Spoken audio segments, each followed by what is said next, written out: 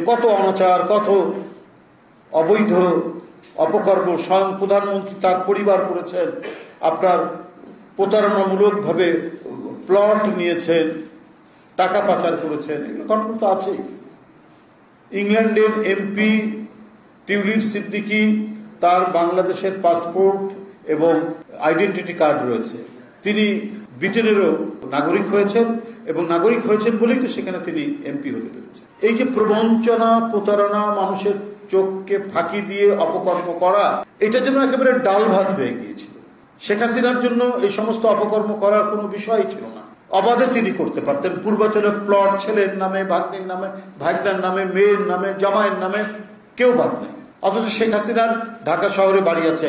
নিয়ম অনুযায়ী ঢাকা শহরে যদি বাড়ি থাকে সে আর কোনো প্লট, সরকারি প্লট পেতে পারে না। কিন্তু শেখ হাসিনা গায়ের জোরে, তার ফ্যাসিবাদী শাসনের জোরে, তার আত্মীয় স্বজনের নামে সেটা করেছে।